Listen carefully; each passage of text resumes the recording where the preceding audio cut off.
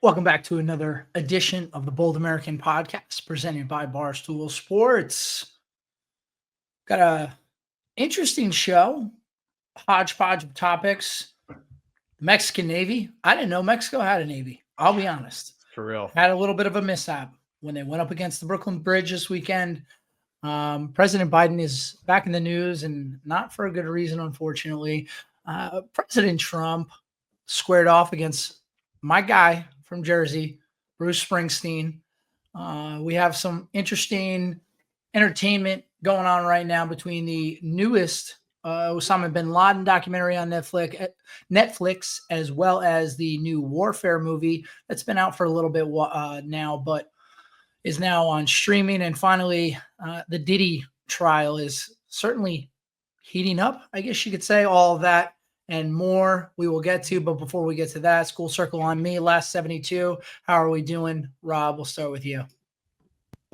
What's up, guys? Welcome back. We got the full crew. What do you think about my cadet haircut?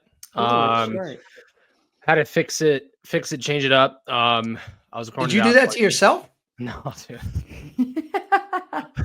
It looks like my dog did it or something, or like my son did it. Bro, that looks straight up like you're deployed. I know. And jar haircut for sure. Took some fucking kitchen shears, excuse my language, and just chopped you up. Yup. There's no fade in the front, Rob, just so you know. I know. It's just like so there's nothing. It's like a mohawk. Did you have a professional do that? Yeah. She spent like an hour doing it too. What? Yeah. Did you pay actual real American dollars for that too? $25 and I tipped 20%. Yeah. Yeah, it looks like $25. Yeah. I needed a fresh start, guys. That's a fresh start. It was growing, and my hair gets very dry and knotty and wiry, and I needed to fucking cut it off. And was it 2 weeks ago when I did the Travis Manning wad? Like my hair was starting to fall in front of my eyes, and I can't do that. So I went to the barber on Saturday. I was like, just fuck me up, fam. Just fuck me up. And she did it. She fucked you up. I mean, she definitely took it literal. Yeah. She took it so literal, dude. Yo, but it feels so much better and lighter. I feel like 10 pounds lighter though, because it was legit long. I was hiding it well on camera, but it was like down to my neck. It was not. Yeah. Good. See, I'm obviously very fancy free these days with my hair. You go hat or no hat. I have a question. When did you make the commitment to just shave it? Like, Me? when? Yeah. Right before I got married, like that winter. So that was, I think I've been married 3 years. Okay. So 2022. How bad was your receding hairline at that point? I mean, you can see it now. It's like it was up here. Okay. It's not that bad. But no, I had that. It's bad. It's bad. Yeah, it's real bad. I had this going on up there too. And anybody who can tell you, fellow balds who eventually come home, anybody can tell you, it just becomes this thing that is just always in the back of your mind. Are people staring at me? How does it look? And I had like curly hair. So it was just a bad situation all around. Did you ever consider like doing the him stuff or like the Propecia? Did you fuck with that? Yeah, I tried all that stuff and it just didn't work. And then, I mean, I guess if I had held on a few more years, and maybe I could have went to Turkey for the trip and gotten it all taken care of. But even that, like, my hair has been pretty brutal for so long that if I went and did that, it would probably look weird. It would probably look like I was wearing a hairpiece because my hairline has basically been bad since college.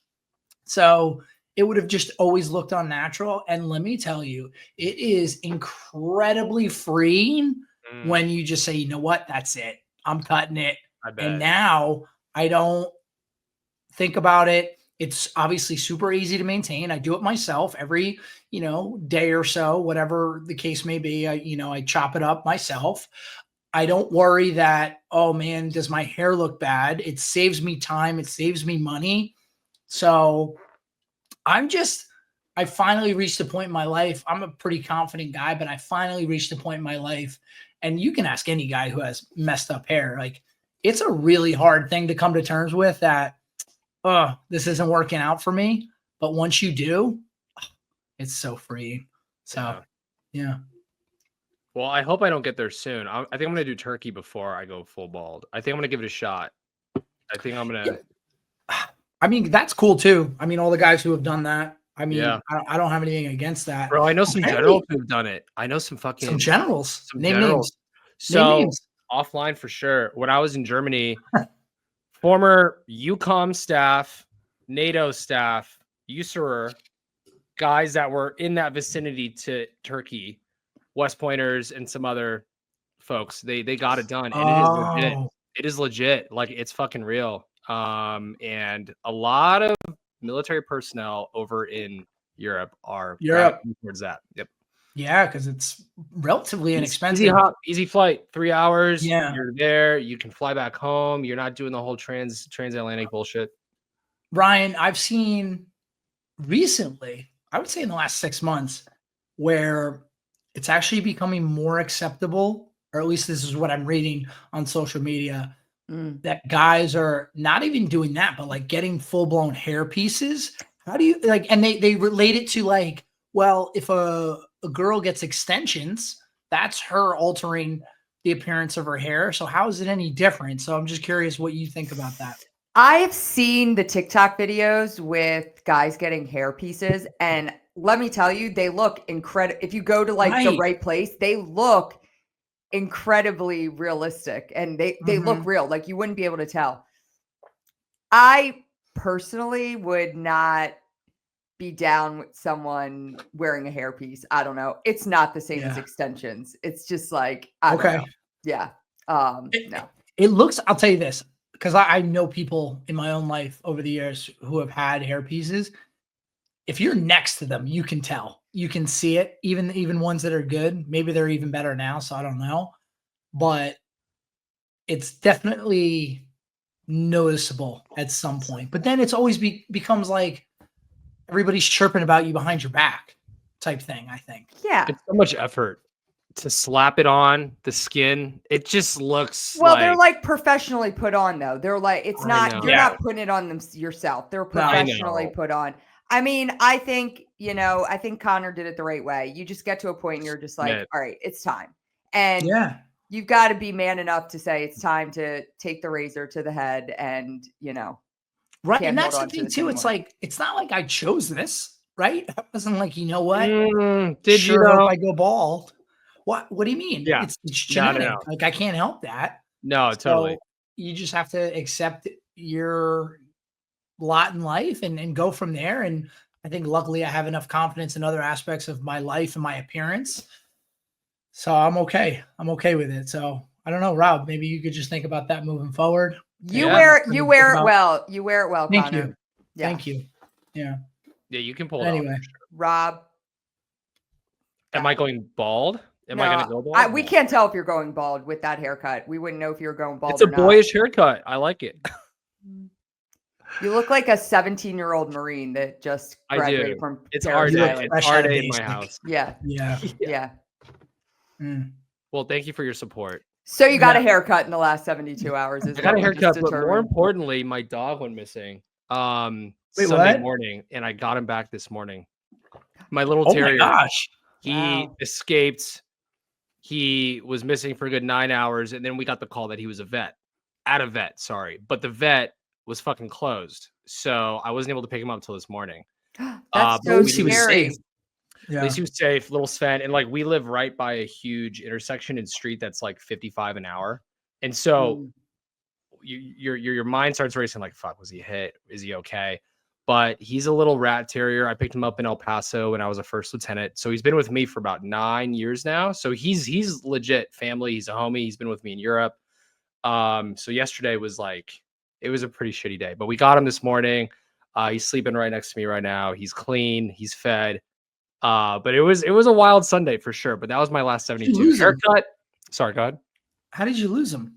So I was cleaning the car, and I think he just like ran out. And he's so little where like if you're occupied on like your car, you're looking down at your fucking phone, like he'll slide through. And he's a terrier. They love to hunt, chase like rabbits. We have lizards everywhere.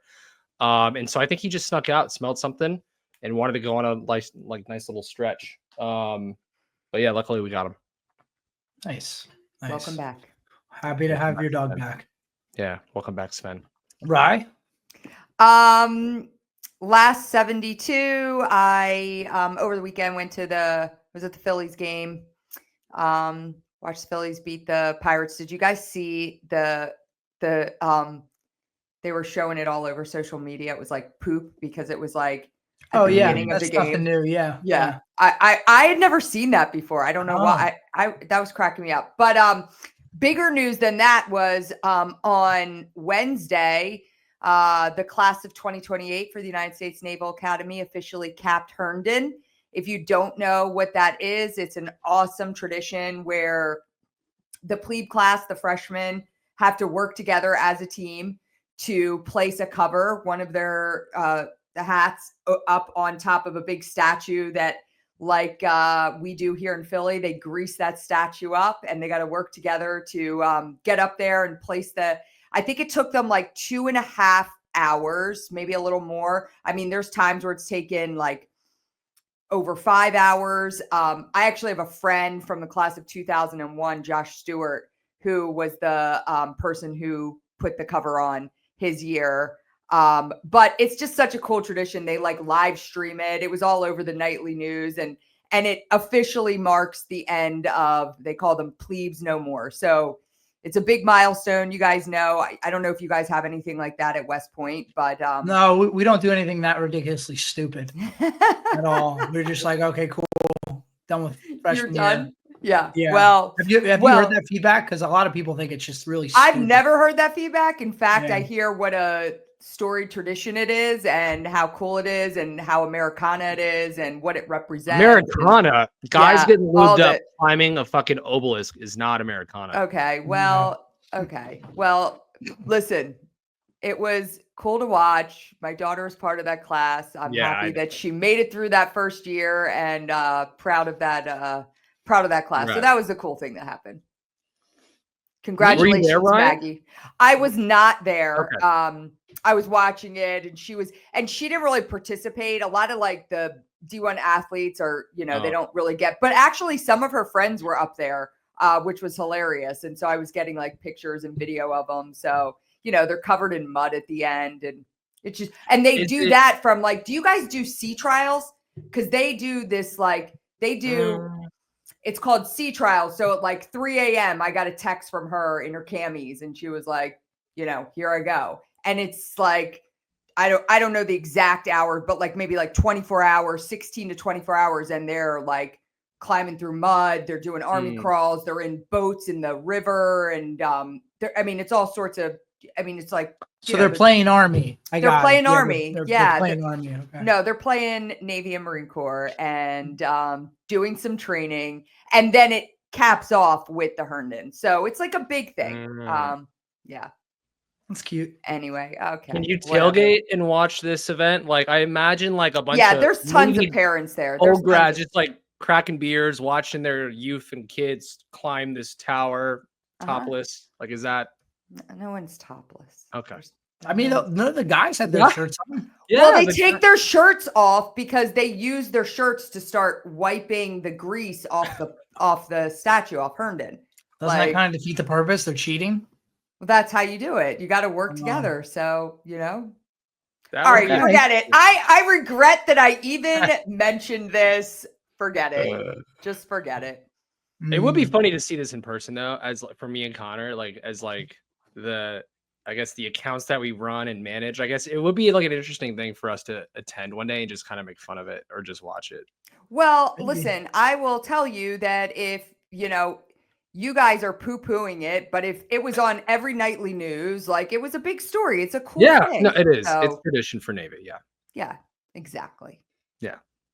Nightly news. Right. Wow. That's impressive. Must have been a slow news weekend. All right. I'm done. I'm done. So do they drop in mud to make it like more complicated?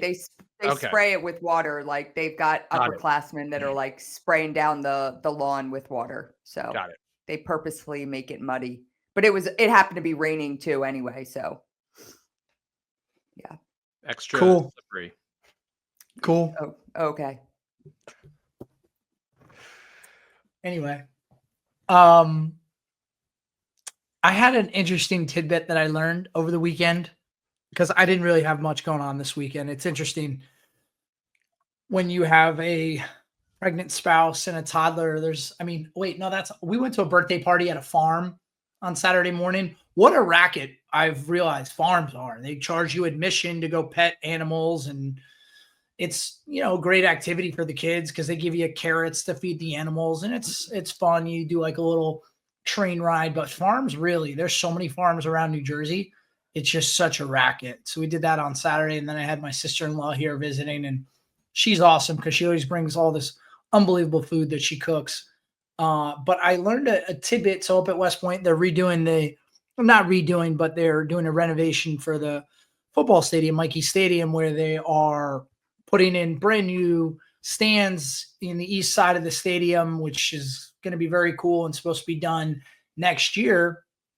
But apparently we've had multiple delays because when the stands were built originally, the dirt, they took it from a part of West Point where, we'll say a century ago, decades ago, used to be a landing area for artillery. So there was all this unexploded ordnance underneath Mikey Stadium. There was estimated anywhere from 17 to 70 instances where these construction workers, and they were, going about building the stands, and they came across unexploded ordnance, and they can't do anything. They have to stop what they're doing, call the EOD team, and the EOD team has to come out and properly dispose of the ordnance. And anybody who's ever been deployed and worked with EOD knows that EOD works on their own sweet time. So we've had multiple delays, and they're moving along, I think, back on schedule now. But I didn't even realize that the stadium was built with dirt from an unexploded ordnance field. That's wild. Yeah. So it's just crazy to think that like Mikey Stadium at any point in the last 40 years could have just had a big explosion, and there was nothing anybody could have done about it. That's fucking nuts. Yeah. So interesting. Anyway. All right. Let's get into the show. So over the weekend, speaking of an interesting weekend, you guys saw this video of this ship from the Mexican Navy that just crashed into the Brooklyn Bridge. And a couple things. Number one, I said at the top of the show, I didn't know Mexico had a Navy. There are countries, obviously, all over the world. How many countries are there in the world now? 193? Something like that, 187, somewhere in that number. Yeah. Not every country has a military. Not every country has a Navy. I did not know Mexico had a fully functioning Navy. News to me. But also, it was this massive sailboat. It looked like it was from an era of a time gone by. So maybe just for parades and shows and things of that nature. But there it was, just smashing into the Brooklyn Bridge. So I was just curious if you guys saw this and what you thought about the Mexican Navy. It's just not a good look, crash into the Brooklyn Bridge, because Brooklyn Bridge, pretty big, hard to miss. Yeah, I mean, it looked like when I saw the footage of it before I even knew that it was the Mexican Navy or like a Mexican Navy ship. It looked like an old pirate ship. It was kind of wild. So that was my first thing. The second thing that I thought was wild was this was not like it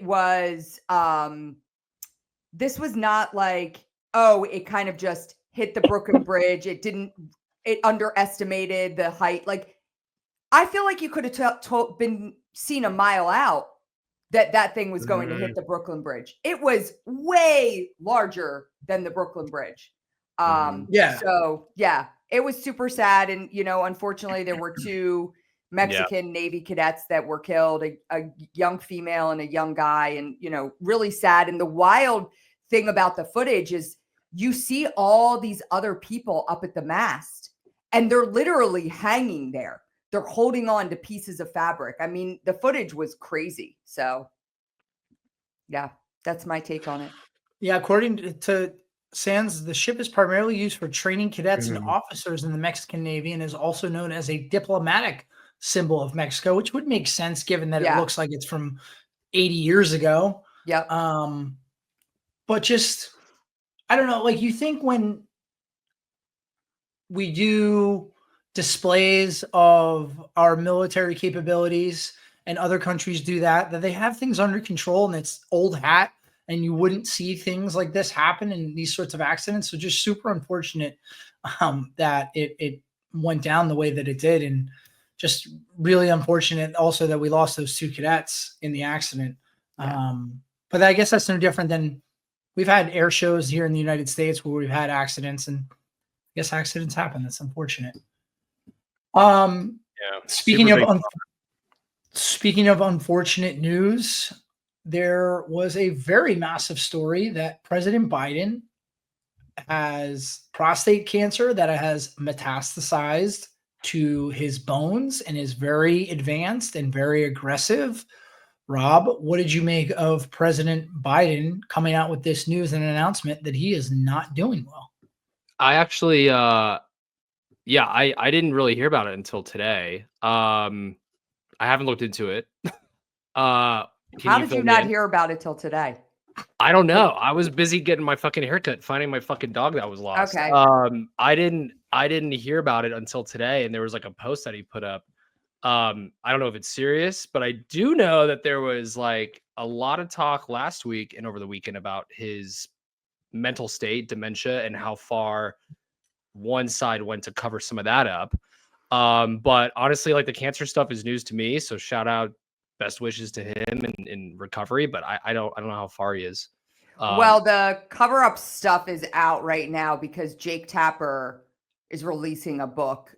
Jake Tapper's on CNN, and he's releasing a book along with another author, another co-author. I can't remember his name, but releasing a book on like the cover up of Biden's mental decline. So there's been, and it's already like the book's getting a lot of, because he frankly, I think Jake Tapper kind of, in some ways, maybe played a part from the media perspective, not intentionally, but kind of let some things slide.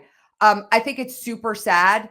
The other thing I think about it, and I'm not going to get into like the conspiracy theories of the cover up and all of that, but what I think is sad and a little scary is that how you'd think that a president is having the utmost medical care, being checked for everything and anything. I would think that.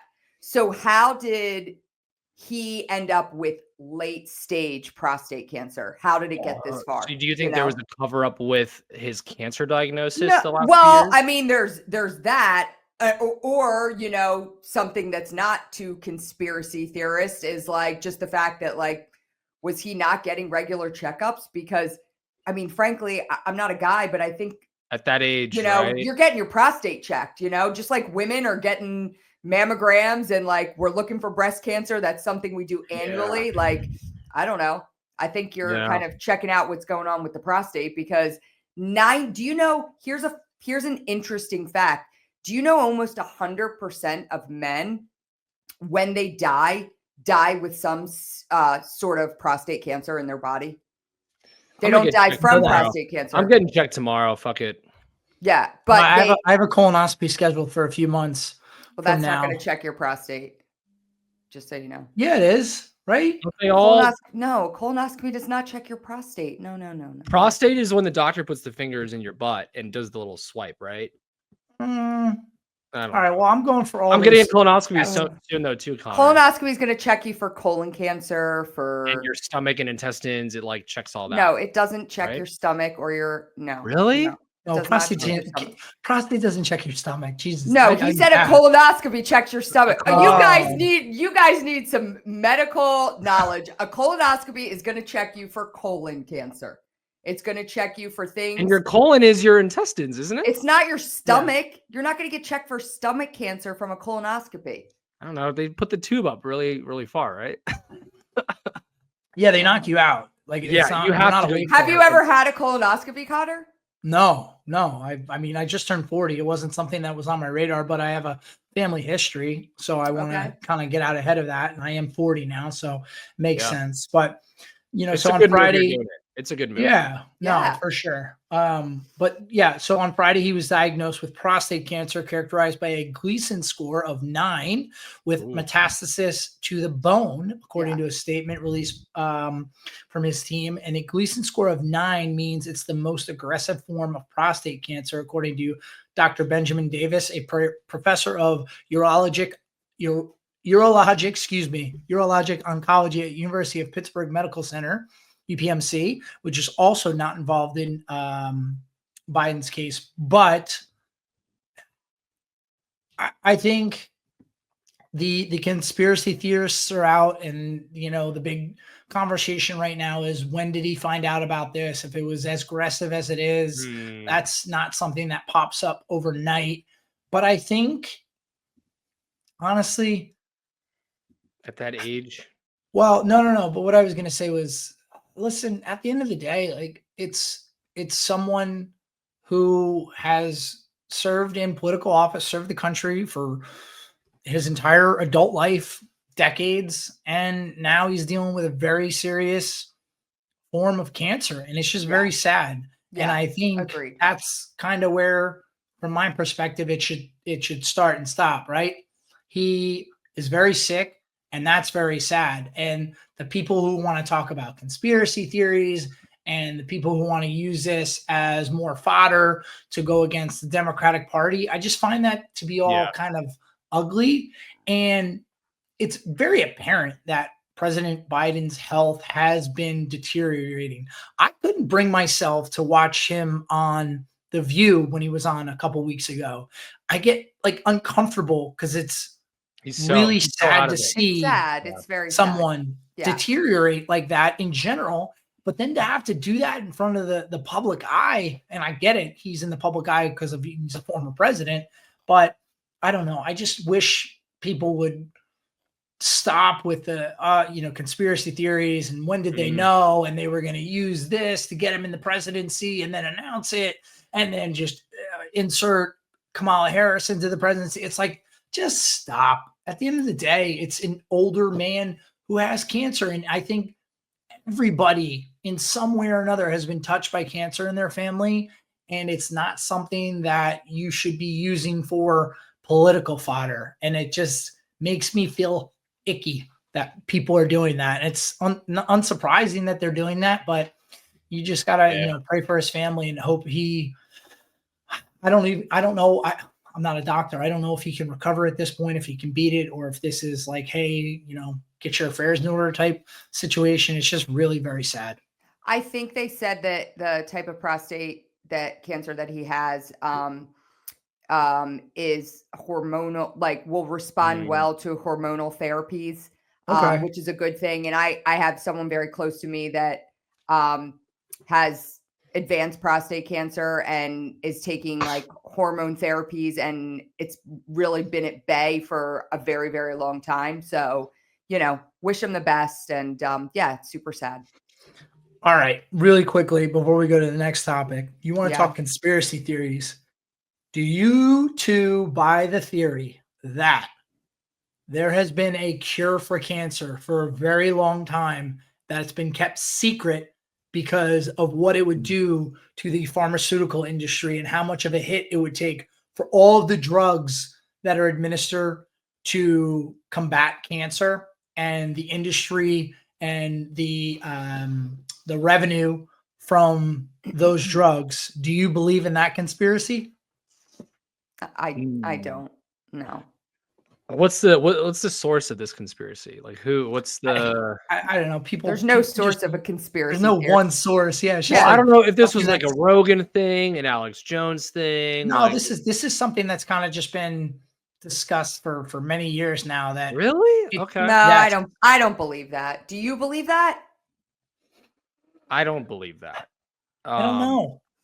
I don't know, because like on the one hand, you look at something like, the AIDS epidemic in the 80s and how far the science and the medicine has come to combat the HIV and AIDS epidemic.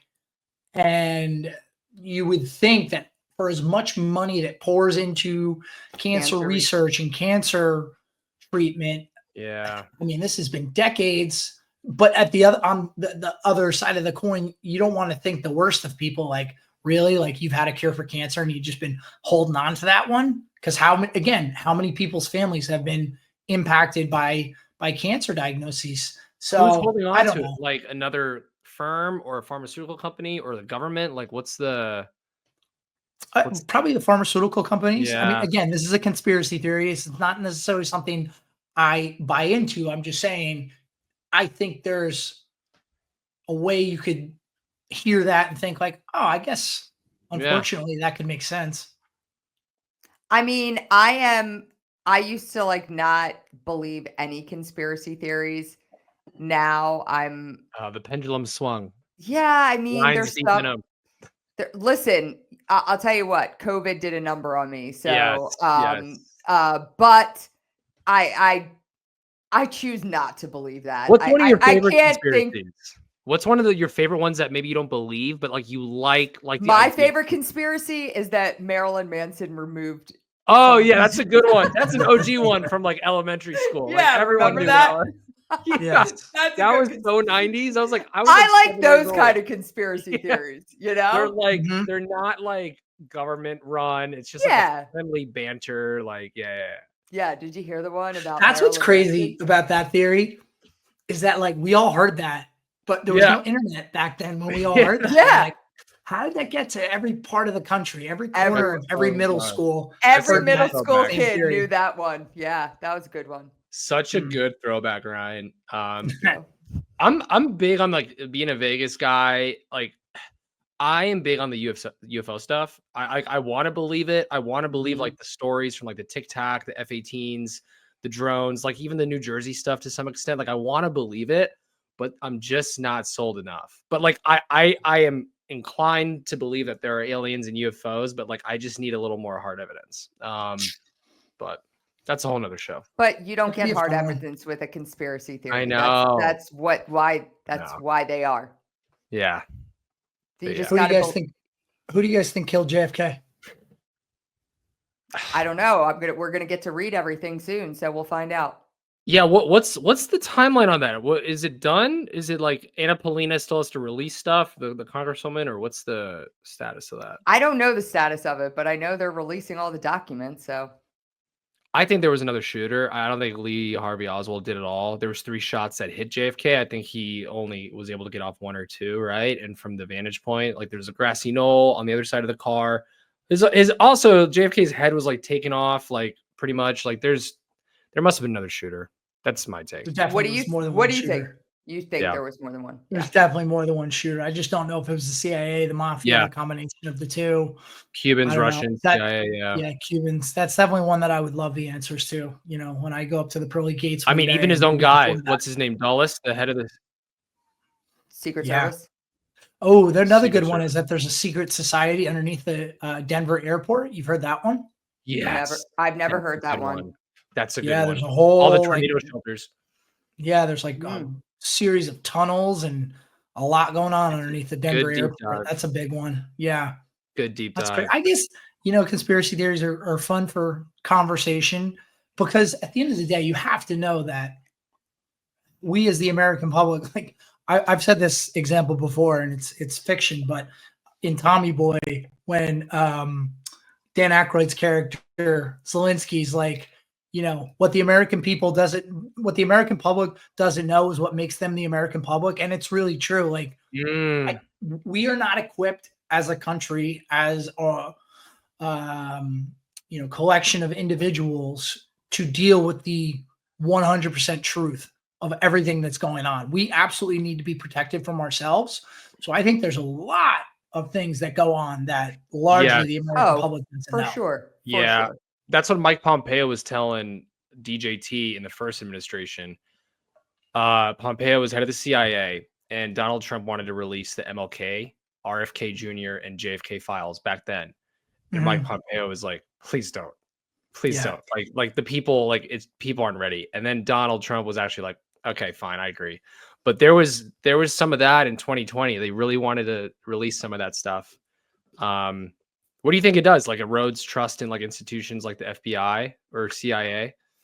I think that's part of it. But then I also think depending on what is released, and it doesn't even necessarily matter. It just maybe couldn't create mass hysteria, which I think we saw that to an extent with COVID and what was true, what wasn't true, how we reacted as a country, and the steps and measures we took to deal with that. And then was that even necessary? I mean, that COVID kind of like brought us to our knees, in my lifetime at least, and maybe probably for a lot of people's lifetimes. You'll probably never see anything like that again, where our country was brought to a standstill. I mean, like, that's pretty crazy. I freaking hope not. Back. Yeah. It could happen again in 50, 60 years. I mean, what's that famous saying? Those who don't study history are doomed to repeat it or something. I feel like that could just happen, rinse and repeat 70, 80 years from now when we're old and Cotter has new hair. I think I think it could happen. Yeah. So, I mean, and speaking of people in high level positions keeping information, I just finished last night watching the Osama bin Laden, American Manhunt, Osama bin Laden documentary, 3-part documentary on Netflix. And it was really cool to hear from the CIA's vantage point. Like, I had interviewed, we had interviewed Rob O'Neill a few times. He's been on the show. So I knew that account. I watched the movie, obviously, like everybody else, Zero Dark 30. But there were a lot of individuals in that documentary that I had never known their names, and I guess they're no longer with the CIA, which is why they're at liberty to speak about it now. But just to hear from a little bit before 9/11, how we reacted to that, and then going after bin Laden, everything that went into it, I just found it to be really fascinating. So if you haven't watched that yet, I absolutely recommend watching that. But one of the parts that was interesting in the third part was how the White House Correspondents' Dinner was the night before the bin Laden raid. So you have all these people, Leon Panetta, President Obama, all these people going to the White House Correspondents' Dinner, knowing what's going to happen the next day. And Seth Meyers is up there making jokes about Osama bin Laden and not being able to find him. And that's why there's all these people sitting there in the audience knowing, like, nah, we found him. We're going to go get him tomorrow. You're all going to find out about it. But that's just an example of, having this information and just not sharing it. So you wonder how many instances of that are going on. So have either of you watched it yet? I haven't, but I have a question for you, because I was on Twitter and I took a screenshot of it because I thought it was interesting. I was on Twitter and then your tweet came up. American Manhunt, Osama bin Laden on Netflix. Go watch it now. Go, worth it. Super fascinating. Da da da. Right above yours is Rob O'Neill's. So and he and he tweeted, "I didn't bury anyone at sea, by the way." So yeah, he's been tweeting some stuff lately that I'm kind of like, I just thought it was like, I was like, what are the odds that you guys are like up again, right on top of each other? And I didn't know if there was any more context you could add to that. Like, why did he tweet that? I have no idea. Okay. I have no idea. I haven't talked to Rob in a long time. Yeah. Certainly. I just didn't know if there was anything from the documentary, like what was he they talked about, well, that was the other thing. They talked about burying Osama bin Laden at sea. And the idea behind that was, well, we don't want to cause any turmoil if we don't go to the proper lengths to do bury him. Respectful. Right. Yeah. Right. Regardless of the fact of what he did, they thought there might be blowback if we didn't do proper Muslim rites. But then also they didn't want to bury him anywhere in the ground because they didn't want that to become some sort of site. Shrine. Totally. Yeah. Which it would have. Could you imagine? Like, could you imagine? It'd be fucking nuts. It'd be like something like the new Mecca or something. But yeah, highly recommended. 3 parts. I'm gonna watch it. For sure. It's very, very interesting. And like I said, a lot of people from the CIA who were prominently interviewed and featured in the documentary that I had never heard from before. And I don't think, to my knowledge, have given interviews before. So definitely worth a watch if you haven't already. So check that out. Also over the weekend, and I guess it's been going on for a few days now, Bold American is brought to you by Barstool Golf Time. This golf season, are you looking for an easier way to get on the course? Well, we've got you covered because the Barstool Golf Time app makes it easy for golfers to find the best tee times at the best prices. I use this app myself. It makes everything so much easier. So stop searching all over Google for your next tee time or going through the hassle of calling courses and having to talk to somebody on the phone and being put on hold. It's ridiculous. You can search multiple courses at once in your area from one app and get your tee time within seconds. With every action you take in the app, you earn reward. Excuse me, I can't even talk. I'm so excited about this app. With every action you take in the app, you earn rewards points, which can be redeemed for free merch in the Barstool store. Win-win. We have a big promotion going on throughout May. The top 5 golfers who play the most rounds through Barstool Golf Time through May 31st will win a Barstool Chicago HQ Tour experience. Plus, one additional winner will be selected at random from golfers who play at least one round through the app in May. All you have to do is get at least one round in and you're eligible to win. So listen, summer is around the corner. So come golf with us. Download the Barstool Golf Time app today. So being the resident New Jersey guy here, I am a very big Bruce Springsteen fan, a very big fan of his music. But Bruce Springsteen, this is nothing new. He has always been a very big vocal individual as it pertains to, I don't even want to say politics, but maybe he's not vocal. He's just a liberal. Like, I don't think he's vocal. I think he's just a Democrat that's loud and has a big following. Well, so I guess that's really what I want to ask you guys is, so, a few days ago, last week, he was over in Europe and he made some super disparaging comments about President Trump. No surprise. He doesn't like President Trump. He doesn't like what President Trump is doing in office, and that's fine. That's his right to have that opinion. But my question is, someone of that level of fame and that level of wealth, I think largely you could have Donald Trump in the White House or you could have Daffy Duck in the White House. His life doesn't really change. Maybe right. the decimal changes on his net worth a little bit, right? Based on what's going on across the country and in the economy. But overall, Bruce Springsteen is going to be okay. What do you think about people of that level of wealth and fame being super vocal against anyone in any sort of political office? I hate when celebrities, we talked about this with the Snow White woman. I forget her name. That actress. Yeah, I honestly, again, you can say whatever you want. First Amendment, but I don't like when people just do what you do best. Yeah. Listen, it makes me cringe on either side when people use their platform to, spout political things. And that's just my opinion and they're welcome to do it. But, I don't love it. So I agree. And Springsteen is such an American icon. I remember after 9/11, there was the 9/11 tribute concert. I was 11 and I remember watching that in Germany and he was one of the main orchestrators of it. And it was such a great event. And he's always done great, in honor of 9/11. And he's such an icon in your neck of the woods, Connor. It's just you just wish some guys would just shut the fuck up as they get older. And you know what? Robert De Niro is the same way to me. He's my favorite actor. And the guy just can't help himself. And he just stumbles on the anti-Trump stuff. And I'm like, bro, Raging Bull, Casino, Goodfellas, everyone loves you. Heat, it's okay. You don't have to just voice your opinion all the time. Just be who you are in the artist lane. And then that's it.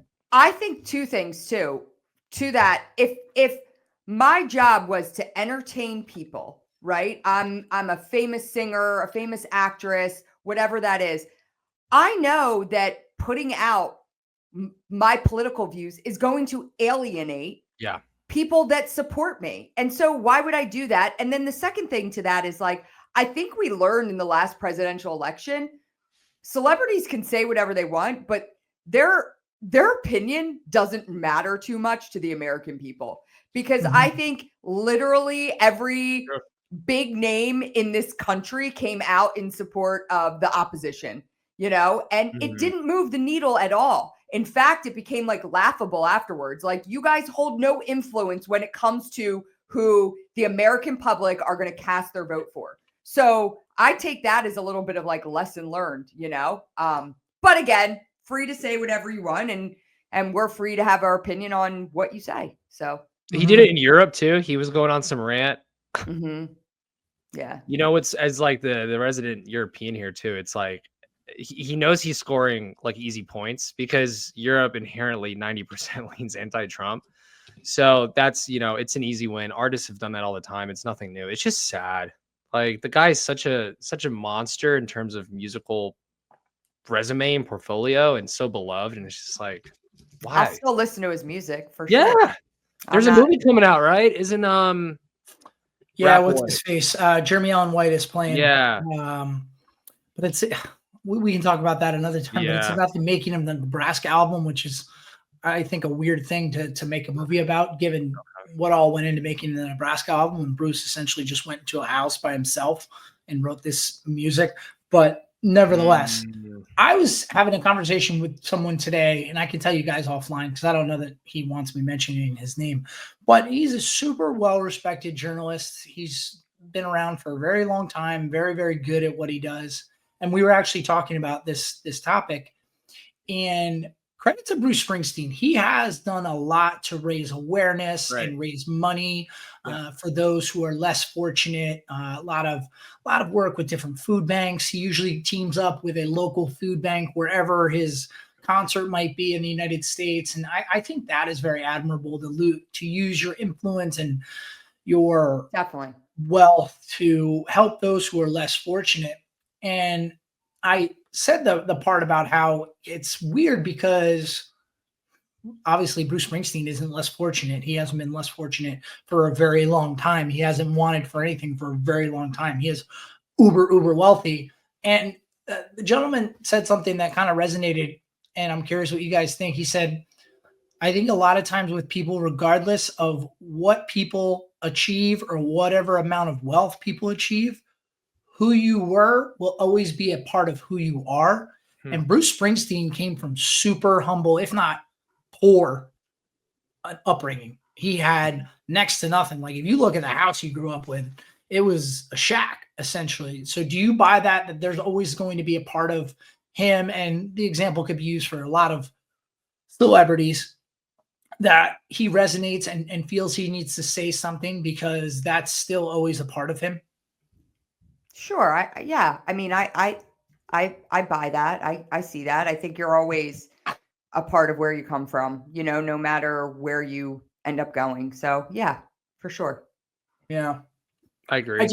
Rob, to your point though, I guess what ultimately I wish he wouldn't say stuff like that, just because it is divisive, because he does have a lot of fans that are on both sides of the aisle. It's not like you got to be super liberal to listen to Bruce Springsteen and enjoy his music. I think people of all walks of life, obviously all over the world, love his music. So it would be better, in my opinion, if he put out a message that was unifying as opposed to what he did say, because I think that's very divisive. Yeah. He's always been like that. I mean, since I was a teenager. No, he has. He's always been politically active. Yeah, Obama, Biden, anti-Bush stuff. Like, it's his thing. You know, it's kind of like the way Clooney is, like, you know, the Hollywood Dem guy. You know, it's just like, it's part of who they are. It's like their image at this point. So it's like Kid Rock is the Republican rock country star. I mean, you talk about, you know, what you were is who you are. I mean, he's white trash. Yeah. You know? Yeah. I don't know. Maybe that's mean. His bar looks fucking epic in Nashville, though. The Barstool one is also epic, and they're close to each other. It's pretty cool. Yeah, I wouldn't put those in the same sentence. I think they're very, very different vibe. But 100%. Speaking of celebrities, Rob, did you want to brief us on the latest in the Diddy trial? Yeah. So it looks like Cassie has been on the stand to go in depth about her years of abuse, you know, at the hands of Diddy. So fun fact, when I was a cadet, I went to a tanning salon in Manhattan. Yeah, GTL. That was like 2010, 2011. So peak GTL Jersey Shore. My German ass had to get some sun, and I went to a tanning salon in Manhattan. Cassie was one of the other clientele waiting along with me in the lobby to go into a booth. And she was really sweet. She was very nice. She looked at me, then she looked at her BlackBerry, and she had like, she's rocking like the shaved head look kind of back then. Yeah. And she went in and out, and I said, hi, bye, kind of like that. But I was around her for a couple minutes, and she was by herself. She was like post that like big pop hit she had. So she was a very well-known individual in our country and like by my age group. You knew who she was. Oh yeah. Everyone knew who Cassie was. She had a couple big bangers. She was at the time dating Diddy, I think. So it was known. She was traveling solo though. I kind of respected it, how she was just doing errands by herself, what seemed like on a Friday afternoon. But I've always been a big fan. I think she's really, really attractive, and she's actually dating a personal trainer that I've met over the years, Alex Fine. Yeah, she's married to him, not dating him. She's married. Yeah, sorry, she's married to him. He's like this like super endurance runner. Yeah. He's nuts. Yeah, and a huge trainer for a lot of NFL players. And she's like 9 months pregnant right now. Like I think with another child of theirs. Yeah. And which is crazy to take the stand in a federal sexual assault, I think, case, right? To be in that kind of situation and go at it. But Alex is also in the courtroom. But anyways, it's been pretty graphic and pretty intense where like I didn't want to read too much into it, but I do know that, you know, there's allegations of Diddy like bringing in male prostitutes to hook up with her, record stuff, beat her. So it's a bummer. It's super sad. But beyond that, you know, I can't really speak to what's going on in the courtroom. Was that just a really lengthy way to say that you ran into Cassie one time? Yeah, he just wanted to tell us that he met Cassie in a tanning booth. I mean, that was what he said. Yeah. I mean, well, bringing it back though to conspiracy theories, right? I think when you want to talk about conspiracy theories, like there's some crazy shit that goes on with these celebrities, like the Epstein stuff, like all of this, like I buy in and believe all of that. Like it's crazy. And if you read some of the stuff, the testimony, I mean, Diddy is a sick mother effer, like sick as shit. And it's disgusting that he got away with this shit for so long. I mean, it is so disgusting. The best testimony, like I haven't followed it like really closely, but the best testimony came where they talked about the size of what he has going on downstairs, and it was compared to a Tootsie Roll. So that made me feel kind of good. Like, wow. Maybe that's why he was compensating. You know? And today what came out, this is another one that was crazy. Cassie actually testified to the fact that she once saw Diddy's mom, okay, get this, sit on his face. No. Yes, sit on his face and was like, this is how I used to keep him quiet when he was young. No. Yeah. That's disgusting. Yeah. So the only thing back to the Cassie thing that I've been thinking about, she, you know, I had a crush on her 15 years ago. Like she stuck with him though for 10, 12 plus years. So I think that could kind of ding her a little bit. I'm all team Cassie. I'm all anti Diddy, but, and I don't know anything beyond what I just said, but what do you guys think? I don't think it dings her. I mean, you're attached to someone with that kind of power and fame and celebrity. And I think you can find yourself in a situation that you don't even know how to get out of it. Right? Like you're just like, I think it was more of that than anything else. Yeah. You watch that video of her trying to, when I think she finally has enough and she runs out.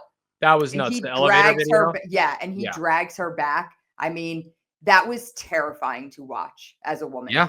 Terrifying. And he was topless, and it was like during the day. And it was he's in a towel. And she's like trying to put on her sneakers real quick, and he kicks her and then drags her back. I mean, that was so scary to watch.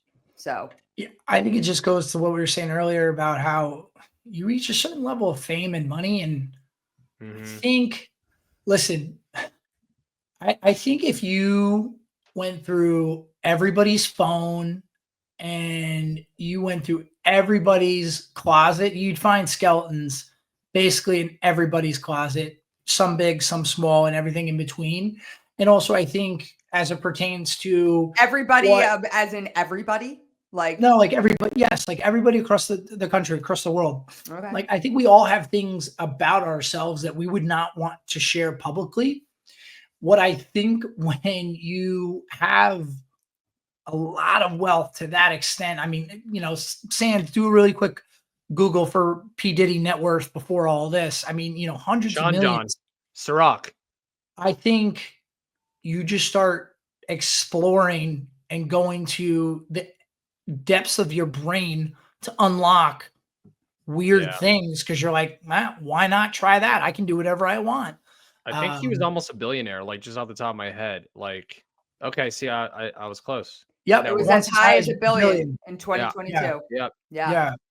So, I mean, I just think you get to a level of money and power. You just, when there's no one who ever, you reach a level where no one tells you no. Yeah, it's unbelievable what I think people will go do. And what he ended up doing was disgusting and horrible.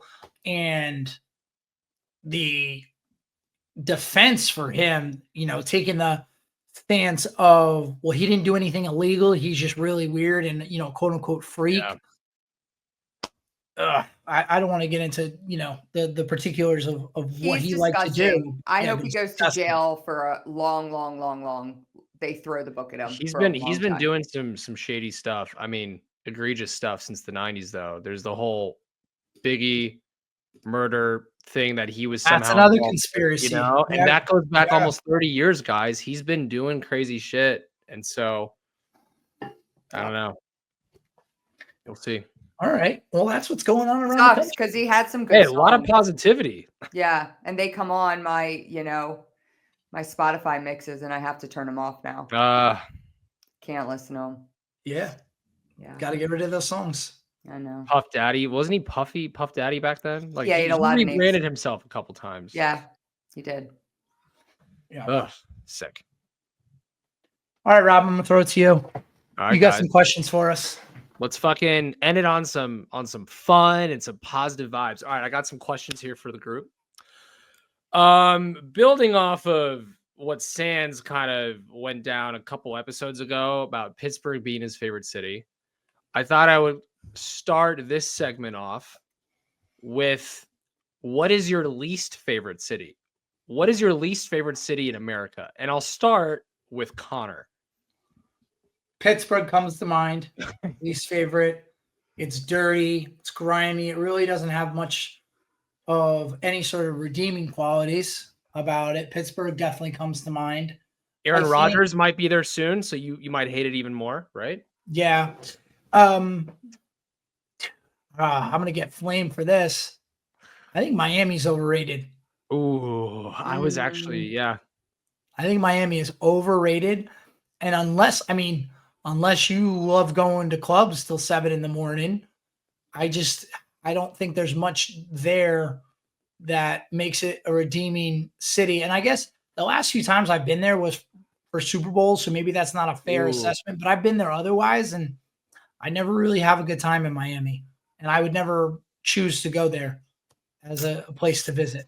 Good one. Okay, Ryan. I kind of like Miami. So, I mean, Connor just said Pittsburgh just to like get it Sands. I legitimately am saying Pittsburgh because I used to go to Pittsburgh a lot when I was in college, and because I had friends that went to school in Pittsburgh, and it's disgusting. I really didn't like Pittsburgh. So there's no TMF Pittsburgh chapter?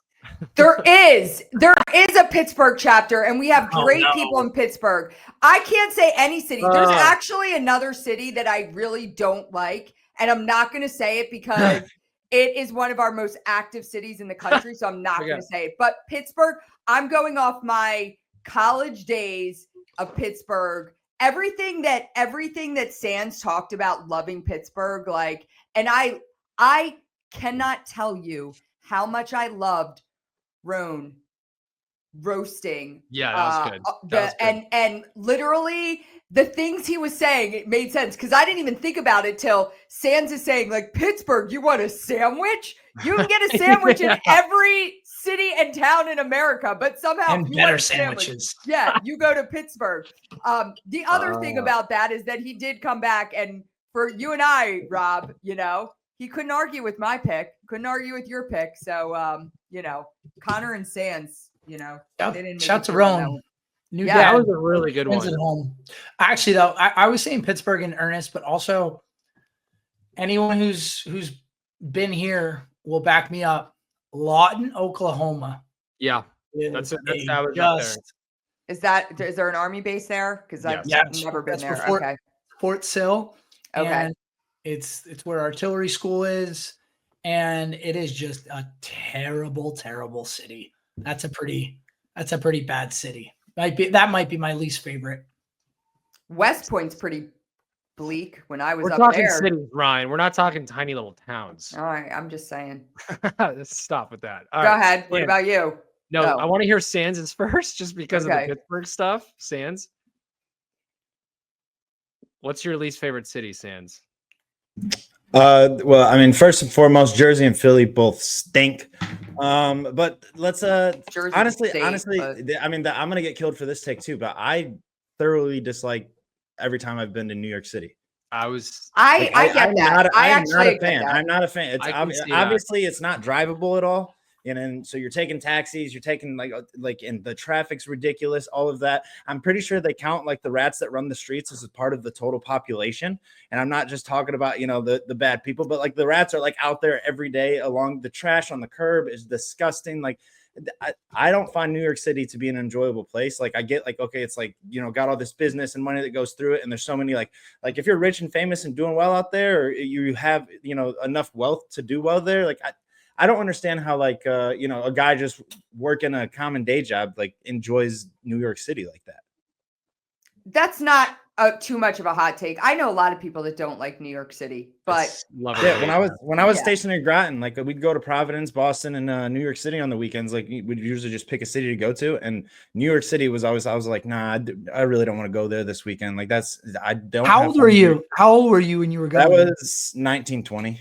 All right. Well, I could understand why at 1920 you're like, if you're old enough to really experience Manhattan, it's the only city in the world where you can find yourself going to different places and you can see so many different walks of life depending on what part of the city you are in, and you can eat all these different types of cuisine, and you can find yourself doing 12 things in a night and you didn't go further than a few miles. I think it's just, there's a reason it's a city that people come to from all over the world, not just the United States. People come from all over the world to visit New York City. It is arguably the center of the universe. It's the center of the economy. It's the center. Dude, look across the country. Not everything, but so many trends start in New York City. It is the home of so much pop culture, of music. And I'm saying this as a Jersey guy. I love Jersey, but there's just a special quality about Manhattan that I would just argue, Sands, you weren't with the right people. Yeah, maybe I gotta go back and re-experience as an adult and do the right shit for sure. New York's awesome. New York is it's just a special, unique city that you can't. There's nowhere in the United States there's anything like New York City. I will say that. I think it's a very, very cool city. So I don't know that I love that answer, but you're entitled to your opinion. Oh yeah. Well, he never really gives a good answer on Jersey City. Kind of stinks. What about you? Either. Actually, you know what? If I could name my least favorite city, it'd probably be Trenton, New Jersey. Okay. Trenton's a hellhole. Yeah, because when I go to take the train there to New York, it's it's scary. Trenton is not the best that Jersey has to offer. I have literally parked in a parking garage in Trenton. There's a parking garage right across from the train station there. And there have been cops that have walked up to me and just been like, we're going to get you in the train. They'll walk up just to get me into the train station. That's happened to me more than once there. So that's my new answer. I love Pittsburgh and all the people there. All right. What about you, Rob? Mine's kind of up in that area. Can you guys guess? It's not Annapolis. No, Annapolis actually quite Baltimore. No, it's Albany. Oh yeah, I've been to Albany. That's not great. It's trash. It's boring. It's Albany. Yeah, it's gross. Nothing further beyond that. But it's Albany. Second, maybe I'm gonna get crushed for this. Boston a little. I don't know. It's just like, I'm a New York guy. Like I am New York through and through. I fucking love that city. I want to live there one day when I'm older. But like, I don't know. Boston to me is just kind of, it's just boring. There's some cool history there, but yeah. I think Boston's very similar to Philadelphia, and then it's a major city, but has a small town feel to it. Yeah. And I think you have to respect the city of Boston for how much they ride for their city. I respect it. It's just like, I'd rather go to Philly, like for sport. I don't know. Yeah. It's weird. That's a valid point. Next question. All right. Guilty midnight snack. Total pivot here from anything city related, but like what's a snack like that you're like no one knows, but I would fuck some of this up at like 11 p.m. Okay, I have like the weirdest thing that I eat. and my kids like literally make barfing noises when I bring it out. And I actually almost eat it every day, so it's not like a guilty midnight snack, but I like pitted dates. Okay. Dates? And no, wait, pitted dates. And then you like slice it open. And then you have to put like literally a thick ass piece of Kerrygold butter in it, like thick. What? And you put the Kerrygold butter, and then you put like Celtic sea salt on it, and you smash it together and you eat it, and it's so good. I had 2 of them today. It's delicious. Ryan, I've never heard of anything close to that. Dates? Yes, so good. That's actually really healthy, Ryan. That's like Kerrygold butter is. Yeah, you got to give us something better than freaking dates. Well, I mean, like, what do I do when I'm just like, I come in and I've had too much to drink, and I grab a bag of pretzels and a tub of cream cheese, and I eat pretzels and cream cheese. Like, okay, all right, that's my I like that better. Yeah, so pretzels and cream cheese. Okay, Connor. Man, I will stand in front of the refrigerator, Tony Soprano style, and just crush some cold cuts. Where's my gabagool? Okay. Yeah, just whatever's sliced cold cuts. If we have cheese, I'm gonna put some cheese together and make a little like rolled up, cheese and meat type thing. And then the other one is, this is not as frequent, but if there's some cold chicken, I love leftover chicken. Like off the rotisserie, kind of like peel off the bone. Doesn't matter. Drumstick, grilled chicken, anything. Yeah. All right. Sands.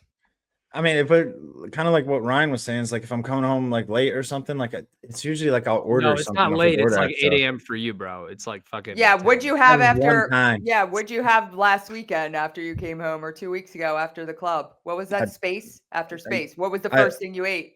I had 13 hours of sleep, and then I didn't eat. But no, it's like Taco Bell is like my guilty pleasure thing. Like it's all the time. Like it always sounds good. I know, but like if I'm snacking at the fridge, you don't have Taco Bell in your kitchen. So no, right. So I would make like a bowl of oatmeal with peanut butter in it, maple brown sugar, scoop of peanut butter. Yeah. Eat a big bowl of that, or a bowl of cereal. I'm a big like breakfast late at night kind of thing, or taco. Yeah.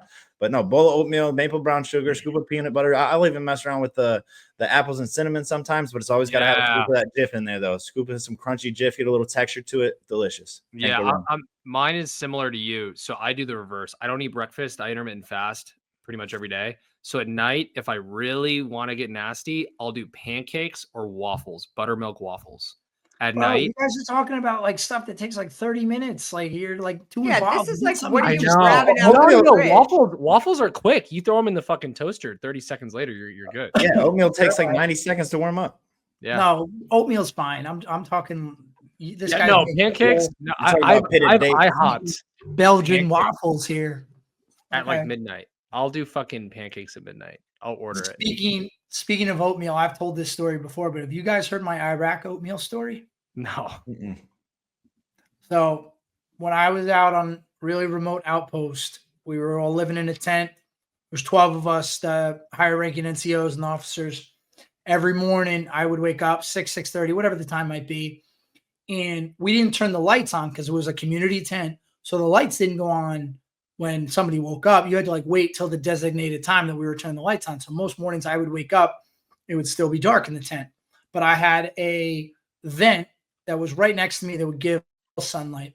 So every morning I would wake up and I had instant oatmeal that I ate every day. And I'd put, I don't know, nuts, or because I didn't have peanut butter. Yeah, it was either like nuts and raisins and whatever. I would just mix in with my instant oatmeal, cold water, and I would just eat it more for sustenance than anything.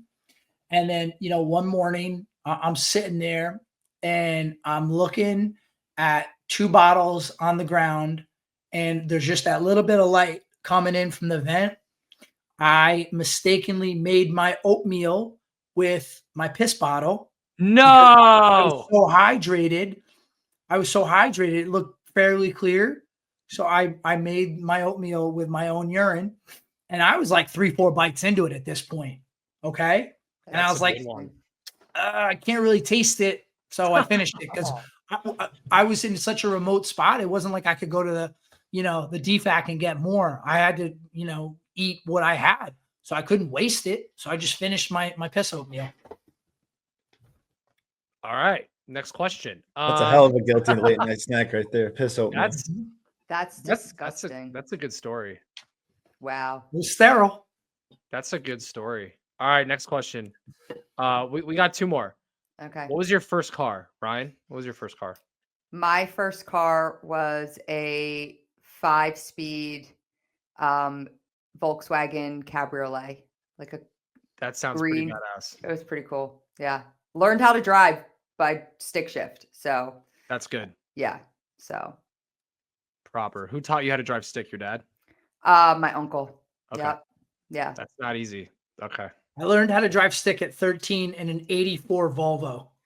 Sick. And I was just like, let's go out. Let's figure this out. I was like, okay, that's cool. Awesome. Yeah. Okay. So I'll tell you a fun fact though. I used to, when I was like 12, I used to steal my dad's car when my parents were away, like not at the house. And I would go and drive around, and I told my kids this recently because my one daughter's learning how to drive, and I drove to my friend's house. I was 12. I drove my dad's BMW to my friend's house, pulled in the driveway, and her mom came outside and was like, "What are you doing? Go home." So I was driving very young, self-taught, but learned how to drive stick at 16. I feel like you were very mischievous as a kid. I feel like maybe Travis was like a really good kid. I feel like you were probably not so good. You were in trouble. Travis was a really, really good kid. Yeah. And you were not. I feel like you were always. She didn't say the second part. Yeah. Yeah. We can talk offline. I had a 99. Okay, sorry. I did the same thing when I was 13. I stole my grandmother's car and drove it up to my house. I never fucked with that. I was too scared. I had I wanted nothing more when I was getting my license to get a Jeep Wrangler, and I was this close. I found one. I was all set to get it, and then my mom stepped in. She's like, "No, you're not doing that. You're gonna flip it, and then I won't be able to live with myself." So I wasn't allowed to get the Jeep Wrangler. So I had a 99 Volkswagen Jetta, a red Volkswagen Jetta. Okay, Volkswagen. Like the box style, like the mine was boxy style too. It wasn't the new like rounded. So mine was an older one. Yeah. Yeah. Connor, was that at West Point or did you have it before? No, that came up to school as well. Yeah. Okay, cool. Fuck yeah. Volkswagens were the thing when actually a couple of my buddies, remember we were getting ready to graduate and they're like, "Hey, by the way, you have like 6 unpaid parking tickets in Boston from that time we borrowed your car." I'm like, "All right, well, I think the car's my dad's name, so that's his problem." That's good. Stans? The first one, so the one that like my mom bought for me from the neighbor for like when I was turning 16, I got it was a Ford Contour, a 99 Ford Contour that was hit by a trash truck on the left front end. So it had a red mirror. It was all white car with a red mirror that we got from a junkyard and put on there. And similar to what you guys were talking about, I used to take it. Mom would go to work. Mom's been a bartender, general manager of a restaurant forever. So she'd always be gone at nights. I would hit up my buddy Andrew, be like, "Hey Andrew, you got $10?" And he's like, "Yeah, what's up?" I was like, let's go for a ride. And we'd drive over to the neighboring township, hang out with some girls from the other schools, maybe drive back to Andrew's, go drop them back off when it was time. Like mom was coming home, put $10 in the tank, get it right back to where it was, right at that medium spot. Like, oh yeah, she'll never know. Park it back right in the same parking spot and then go back upstairs like nothing ever happened. My mom loves that story now. She tells it to everyone. But I do want to mention, I also taught myself to drive stick. The first car I bought when I was in the Navy was a 95 Honda Del Sol. And I had to take my roommate with me to bring it back to base because I didn't know how to drive it. So when I got back to base, I would sit in the parking lot. And I don't know if you're familiar with Groton's base, their naval submarine base. It is all hills. It's uphill or downhill the whole time. So it's like tough to learn. Learning to drive stick there was like intimidating. Like there was a day I was like, you know what? I'm just gonna do it. I'm gonna drive to class after sitting there for so many times, like sitting there messing around with the stick in the parking lot. I finally decided to drive it. I stalled like 4 times going uphill with like a chief behind me, like scared the hell out of me. But no, we figured it out, and I love that. That was we would take that. My buddy had an Acura Integra that was like an 88, and then the other guy shelled out and got a GLI and just beat us all in the races on the highway back then. But yeah, it was a very cool car. I missed that car. A little T-top convertible. I had a girl hit the top of it on a date once. We're on the highway and she was like, "What's this do?" Like a little kid fidgeting with stuff. My T-top went flying backwards on the highway. I was like, now we got to go pick up the top to my car. Way to go. That's good. That's good. I learned how to drive stick on stick. A 2004 Volkswagen Golf in Germany. VW Club. I love it. I know. And then, what are the odds? Yeah. My first car was a Honda Accord, though. My dad got it for me when I graduated West Point. So that was a cool thing. Super basic car, but like that fucking thing lasted like 8 years. Like just ran it. Good on gas. Obviously, Honda Accords are troopers. And I'll probably do the same for my son if he ever graduates West Point. He's going to West Point. So it's good to drive stick because it's just like a dying thing. It really is. Yeah. And it was good. My father. Everyone in Europe, everyone outside America still does it though. Oh yeah. Yeah. But my father-in-law gifted me his Austin Healey. So thankfully I know how to drive stick. So now I have that as well. Cool. That's a good one. That's a good one. All right, guys. Last question. And I think I'll skip this other one for another time. But what is your bucket list sporting event that you want to attend? Like what's a game, a match, whatever you want to call it, that you still want to go to that you haven't yet? So I have 2. One would be Kentucky Derby. Never been to the Kentucky Derby. Good I'd one. love to go there. And then the other thing is going to a UFC fight. Okay. So, if you come to Vegas, Ryan, we'll figure that out. Okay. Those are my 2 things that I've yet to do that I want to do. So all right, Connor. I mean, easy answer, the Masters. Oh shit! Wait, I take it back. Masters is first for me. Yeah. Scratch those. Yeah. So. Yeah. Okay. That's cliche, but yeah, that's my answer. Yeah. Mine's a little bit different. I think like any of like the national sports events, like a US, like any like the Olympic stuff, or when they do World Cup, like stuff like that. Yeah, like the US with when what was it? They just did the 4 Nations tournament. Yeah, like being in the arena for that would have been awesome because you have that semblance of like community. It's us against them. It's I don't know. It'd be really cool. Or even just like going to the Olympic Village when it comes to America. That'd be awesome. That's a good one. I like that. They're not going to let you in the Olympic Village, bro. Let's be real. That's not happening. Rob, I would probably have to say, and this is off all of the other sports and genres, I'd probably have to say Wimbledon, like the tennis. Ooh. The tennis, I grew up playing tennis. My mom and I watch it. We love it. Like that was our thing growing up in the 90s. Like Pete Sampras, Andre Agassi. I love the whole tradition, the white. It's like the Masters, but tennis in London. I love it. Like they hand cut the grass. Like respect it, love it. I would love to go to Wimbledon one day. Take my mom maybe. Yeah, that's probably mine. Yeah, that's a good answer. Yeah, for sure. All right, let's wrap it up. Let's wrap it up because also Rob has to use the latrine very badly. So we just got a text. Breaking news: Rob has to go to the bathroom. I have to go so bad. I've been holding it in. Any caveats, Rob? We'll start with you. No, guys. But if you can subscribe, follow us on YouTube, that'd be great. Vibes are high. We got summer ahead, so everything's great. Yep. Ryan, nothing for me. Fans, good to go.